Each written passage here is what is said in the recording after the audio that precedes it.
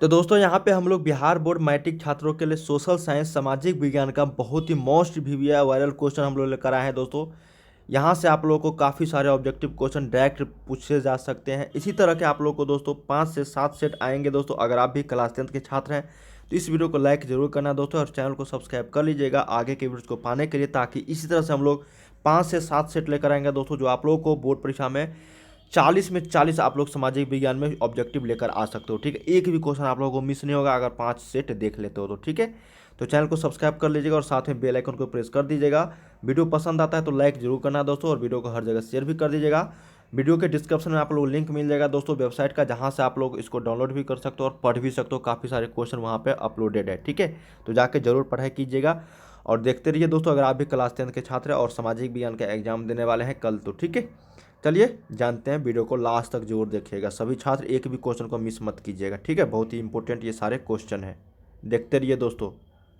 तो दोस्तों यहाँ पे पहला क्वेश्चन पूछ रहा है कि जर्मनी एवं इटली के एकीकरण के विरुद्ध निम्नलिखित में से कौन था। देखिए पहला ऑप्शन है इंग्लैंड, रूस, ऑस्ट्रिया, प्रसा। तो यहाँ पे सही उत्तर हो जाएगा दोस्तों आपका ऑस्ट्रिया। हम लोग जल्द से जल्द यहाँ पे करने जा रहे हैं दोस्तों, और काफ़ी सारे ऑब्जेक्टिव क्वेश्चन का हम लोग तैयारी करेंगे, और साथ में सब्जेक्टिव भी मैं आप लोग को देने वाला हूँ। चैनल को सब्सक्राइब कर लीजिएगा दोस्तों, इसका नेक्स्ट पार्ट पाने के लिए बहुत सारे पार्ट आने आएंगे दोस्तों। ठीक है, इसी तरह के काफ़ी सारे क्वेश्चन मैं आप लोगों को प्रैक्टिस सेट करवा दूंगा, जो आप लोगों को बोर्ड परीक्षा में यहाँ से डायरेक्ट देखने को मिलेंगे। ठीक है, चलिए दूसरा क्वेश्चन देखते हैं। पहला का आंसर सी ऑस्ट्रिया। सन 1870 में फ्रांस और पर्सा के बीच जो युद्ध हुआ था वो कहाँ हुआ था। देखिए फ्रांस और पर्सा के बीच पूछा जा सकता है कि कब हुआ था युद्ध, तो 1870 में ये दिया ही ऑप्शन, मतलब क्वेश्चन में ही। लेकिन कहाँ हुआ था दोस्तों, तो ये सेडान में हुआ था, इसलिए इसको सेडान का भी युद्ध हम लोग कह सकते हैं। ठीक है, तो सही उत्तर यहाँ पे 2 का ए। 3 नंबर है कि 1917 की रूसी क्रांति के समय किस जार का शासन था। देखिए रूस 1917 में रूस की क्रांति हुआ था, तो वहाँ पे कौन सा था दोस्तों, किस जार का शासन था उस समय, तो वो था आपका जार निकोलस द्वितीय का। किसका था, जार निकोलस द्वितीय।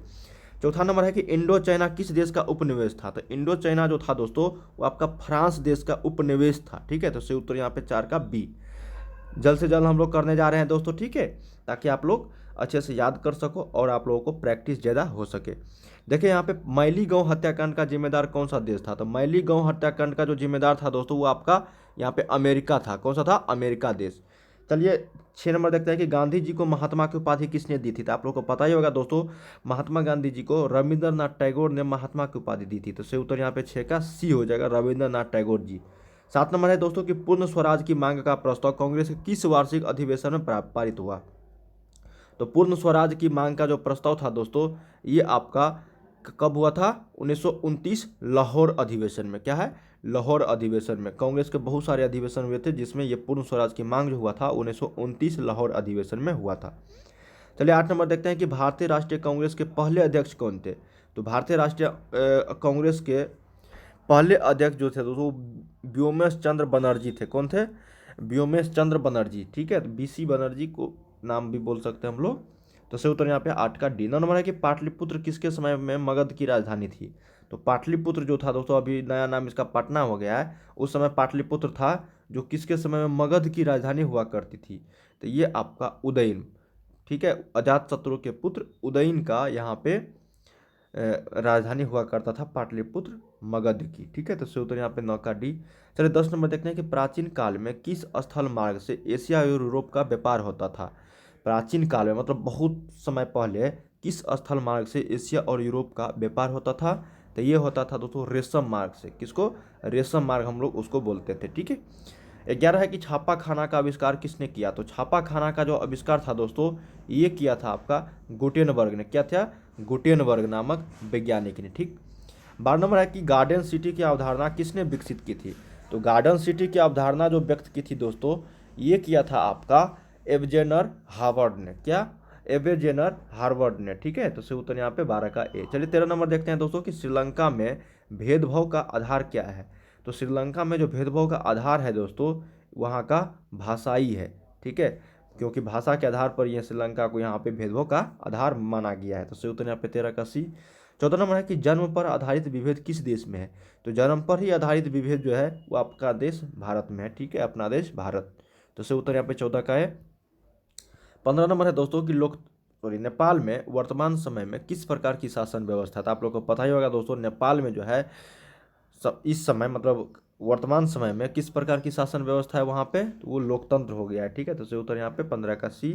16 नंबर है कि सोवियत संघ का विघटन कब हुआ था। सोवियत संघ का जो विघटन हुआ था दोस्तों वो 1991 में हुआ था, तो सही उत्तर यहाँ पे 16 का डी।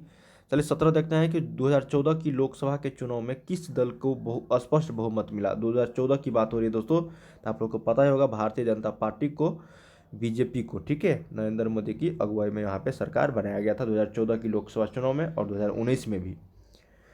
18 है कि केंद्र में जनता पार्टी की सरकार कब बनी थी। तो देखिए जनता पार्टी का ही पुराना नाम था दोस्तों यहाँ पे भारतीय जनता पार्टी का ही पुराना नाम था जनता पार्टी, जो अब भारतीय जनता पार्टी बन गई है। तो केंद्र में जनता पार्टी की जो सरकार स्थापित हुई थी दोस्तों, ये हुआ था आपका 1977 में मोरारजी देसाई के शासनकाल में। ठीक, 19 नंबर है दोस्तों कि भारतीय राष्ट्रीय कांग्रेस की स्थापना किसने किया था। आप लोगों को पता ही होगा ए ओ ह्यूम जो किया था दोस्तों भारतीय राष्ट्रीय कांग्रेस की स्थापना। चलिए 20 नंबर क्वेश्चन देखते हैं दोस्तों कि विश्व का सबसे बड़ा लोकतांत्रिक देश कौन सा था। अपना देश भारत है दोस्तों, विश्व का सबसे बड़ा लोकतांत्रिक देश। ठीक है, 21 है कि स्वतंत्र भारत में पहली बार, देखिए अमेरिका में भी है दोस्तों, ठीक है, और चीन में तो दूसरा है और भारत में भी है, तो इसलिए भारत यहाँ पे सबसे बड़ा हो जाता है। स्वतंत्र भारत में पहली बार राज्यों का पुनर्गठन कब हुआ। तो स्वतंत्र भारत में पहली बार जो राज्यों का पुनर्गठन हुआ था दोस्तों, ये हुआ था आपका 1956 ईस्वी में। ठीक है, बहुत सारे राज्य वहाँ पे बने थे।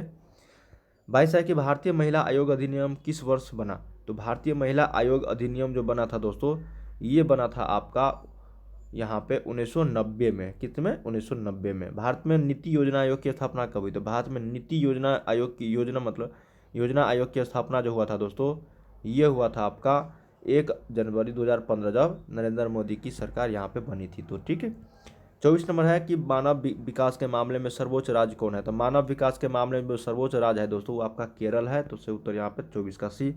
25 देखते हैं कि सन 2012-13 में भारत की औसत आय प्रति व्यक्ति थी। कितनी थी दोस्तों सन 2012-13 में भारत की औसत आय प्रति व्यक्ति, तो ये था आपका 68,757 रुपये। कितना, 68,757 रुपये। चलिए यहाँ पे नेक्स्ट क्वेश्चन देखते हैं कि निम्नलिखित में से कौन प्लास्टिक मुद्रा के रूप में प्रचलित है। तो प्लास्टिक मुद्रा के रूप में जो प्रचलित है दोस्तों वो आपका यहाँ पे कौन सा है दोस्तों, तो ये एटीएम कार्ड। कौन सा, एटीएम कार्ड। ठीक है, जो प्लास्टिक मुद्रा के रूप में प्रचलित है। आधुनिक युग की प्रगति का श्रेय किससे है। तो आधुनिक युग की जो प्रगति का जो श्रेय मतलब बताया गया है दोस्तों, ये बताया गया मुद्रा को, ठीक है, मन्निक भाई को। 28 नंबर है दोस्तों कि भारत की वित्तीय राजधानी किस शहर को। तो मुंबई को जो है वित्तीय राजधानी कहा जाता है दोस्तों। बहुत ही वीवीआई क्वेश्चन है। 6 से 14 वर्ष की आयु वाले बच्चों को दी जाने वाली शिक्षा जो कहलाता है उसको क्या बोलते हैं दोस्तों, तो उसको हम लोग बोलते हैं प्रारंभिक शिक्षा। से उत्तर यहाँ पे 29 का ये हो जाएगा। 30 नंबर है कि वैश्वीकरण के मुख्य अंग कितने हैं। तो वैश्वीकरण के जो मुख्य अंग है दोस्तों वो आपको 4 होते हैं। ठीक है, आप लोगों को पता ही होगा। अंतर्राष्ट्रीय मानक संगठन मतलब ISO, ठीक है, का मुख्यालय कहाँ है। तो अंतर्राष्ट्रीय मानक संगठन का जो मुख्यालय दोस्तों वो आपका जेनेवा में है। ठीक है, नेक्स्ट यहाँ पे दोस्तों 32 है कि निम्नलिखित में से कौन भोज्य पदार्थों की शुद्धता की गारंटी देता है। तो वो आपका होता है दोस्तों कौन सा मार्क दोस्तों, यहाँ पे वो होता है आपका दोस्तों एग मार्क। कौन सा है, एग मार्क। ठीक है, 32 का बी हो जाएगा। 33 देखते हैं कि लौह अयस्क किस प्रकार का संसाधन है। तो लौह अयस्क जो है दोस्तों वो आपका यहाँ पे अनवीकरणीय है, जिसको एक बार यूज करने के बाद काफ़ी समय लग जाते हैं इसको बनाने में। ठीक, 34 है कि निम्नलिखित में से कौन सा परंपरागत ऊर्जा का स्रोत है। तो परंपरागत ऊर्जा का स्रोत यहाँ पे माना गया है दोस्तों सौर ऊर्जा को। ठीक है, किसको, सॉरी यहाँ पे कोयला को। ठीक है, तो सही उत्तर यहाँ पे 34 का डी। 35 है कि प्रथम पृथ्वी सम्मेलन 1912 किस देश में आयोजित किया गया। तो प्रथम पृथ्वी सम्मेलन 1912 जो आयोजित किया गया था, ये किया गया था आपको ब्राज़ील में। ठीक है, चलिए भारत का राष्ट्रीय पशु बताइए दोस्तों। भारत का राष्ट्रीय पशु, तो भारत का राष्ट्रीय पशु जो है वो आपका यहाँ पे टाइगर को माना गया है। तो 36 का से उत्तर ये शेर नहीं होगा, टाइगर होगा। ठीक है, बाघ। किस राज्य में खनिज तेल का विशाल भंडार स्थित है। तो आप लोगों को पता ही होगा दोस्तों असम में जो है खनिज तेल का विशाल भंडार स्थित है। चलिए 38 देखते हैं कपास की खेती के लिए कौन सी मिट्टी सर्वाधिक है दोस्तों, उपयुक्त है। तो कपास की खेती के लिए कौन सी मिट्टी सर्वाधिक उपयुक्त यहाँ पे होती है।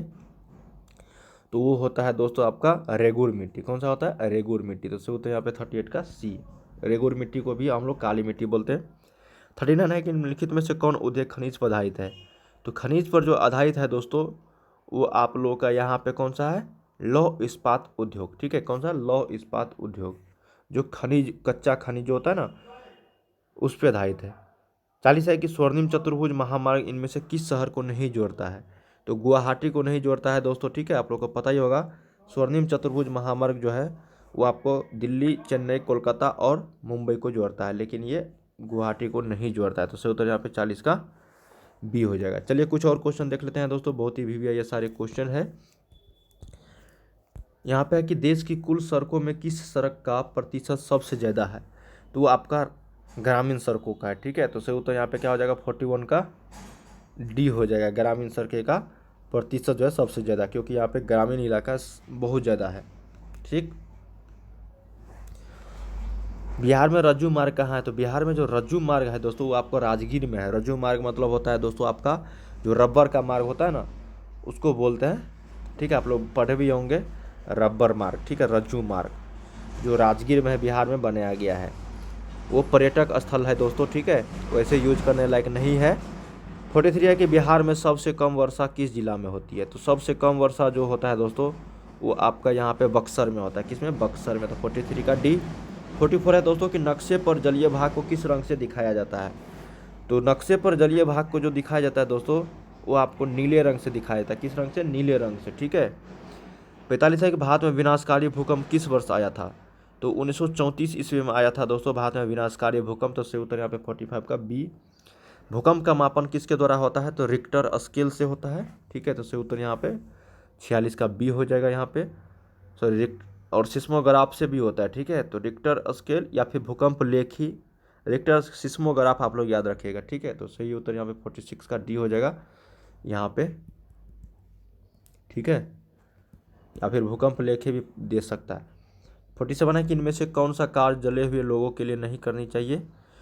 तो ये आपको यहाँ पे ठंडा पानी डालना, बर्फ़ डालना, बर्नौल लगाना या फिर तेल का लेप लगाना। तो ये तेल का लेप लगाना नहीं चाहिए दोस्तों जले हुए लोगों को, ठीक है।